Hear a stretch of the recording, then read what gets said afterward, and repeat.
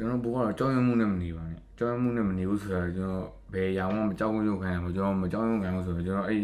risk ကိုယူလို့အဲ့ဒီမှာ leap forward အဲ့ဒီရောက်ယူမကြောက်ရွံ့ပါကျွန်တော်ဒီလုပ်ငန်းတစ်ခုစတင်ဟာလုပ်ငန်းလုပ်ဒါပေမဲ့ဒီလုပ်ငန်းကိုစရင်ကပတ်စံရှုံးမှဘယ်လိုလုပ်မလဲငါအချိန်ပေးရင်ဘယ်လိုလုပ်မလဲငါဒီလိုမျိုးရင်းနှီးရရင်ဘယ်လိုလုပ်မလဲဒီလိုမျိုးအပေးဆက်တွေပေးရရင်ဘယ်လိုလုပ်မလဲဆိုတော့ကြောက်ရွံ့နေအောင်ပြောတာပါဗျာကျွန်တော်အဲ့လိုအများကြီးကျွန်တော်ကိစ္စတစ်ခုလို့ကျွန်တော်ဘောလုံးကန်တယ်ဆိုရင်ဥပမာပဲဘောလုံးကန်ရတော့ကျွန်တော်ကြိုက်တယ်ဒါပေမဲ့ဘောလုံးကန်လို့ရှိရင်ဒီမှာဘောလုံးကစားဆိုကျွန်တော်ခြေထောက်တွေနားမယ်ဟိုပင်ပန်းမယ်ဒီမှာဒူးတွေပြဲမယ်ခြေထောက်လက်တွေပြဲမယ်များဒီမှာဘောလုံးထိနဲ့နားမယ်ဗျာဒီမှာအဲ့လိုနားမှာကြောက်နေတယ်ပေါ့နားမှာကြောက်နေဆိုကျွန်တော်ဘောလုံးကန်ဖြစ်မှာမဟုတ်ဘူးလေဒီမှာဘောလုံးမကန်ဖြစ်တော့ဘာဖြစ်လဲကျွန်တော်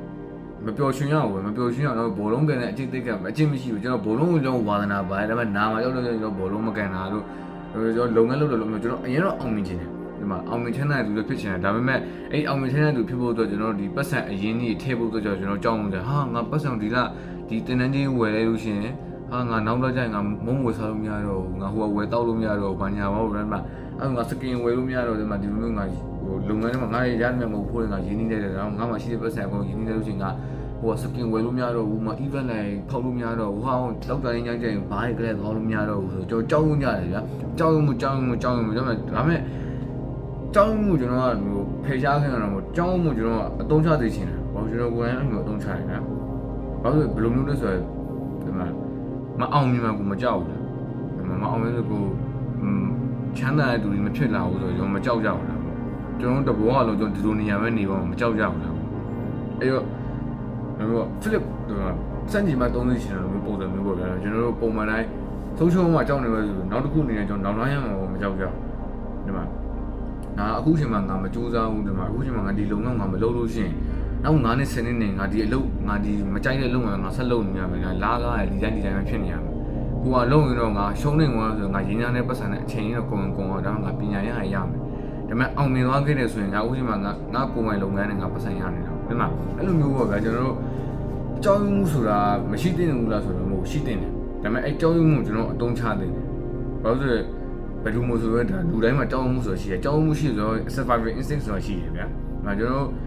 ်ဒီကိစ္စမှာဟာငါမအောင်မြင်မဲ့သိသွားမှာငါကြောက်တယ်ဆိုတော့ကျွန်တော်အဲ့ကြောက်စင်းနေမှာကျွန်တော်စတဲ့ကြိုးစားမှာစတဲ့ကြိုးစားရအောင်အပြေရှာတော့မှာအဲ့တော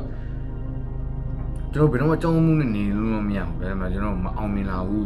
းမအောင်မြင်လာတော့မဟုတ်ဘူးဒီမှာငါဒီအလုံးငယ်ကိုကြိုးစားပြီးရှာရှုံးနေသွားတော့မှာမလုပ်တာကောင်းတယ်အဲ့လိုမျိုးနေလို့မရဘူးကျွန်တော်အဲ့ကြောက်မှုကျွန်တော်တို့အတုံးချမယ်အတုံးချတော့ကျွန်တော်တို့အကောင်းဆုံးရလျော်ကျွန်တော်ရအောင်ယူရမယ်ဗျအဲ့ကြောက်မှုအတုံးချရေး fee ရအောင်အတုံးချပြီးတော့ပေါ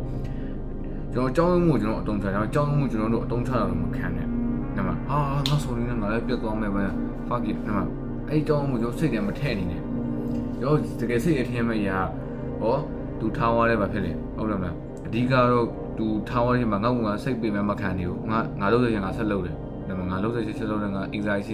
လုပ်တယ်ငါအလုပ်ရှိအလုပ်လုပ်တယ်ဒါပေမဲ့သူ့ကြောင့်သူ့ကိုထားရင်ထားပါတော့ငါတနက်လောက်ငါအချိန်ပေးတာပဲငါတနက်လောက်ငါကြိုးစားပေးတာပဲသူထားအောင်ထားမှာပေါ့ကျွန်တော်ပါနာတယ်ဟုတ်တယ်မလားငါကြိုးစားကြည့်ရှိတယ်သူနဲ့အဆင်ပြေဆိုငါကြိုးစားကြည့်ကြည့်တယ်ကြိုးစားမှုအဆင်မပြေတဲ့ငါဘာလို့ငါသင်ခန်းစာယူတယ်သင်ခန်းစာယူလို့ပြင်ငါသူ့အဲ့ဒီအချိန်မှာငါတူးတက်မှုတွေပူလုပ်နေတယ်ဆိုတော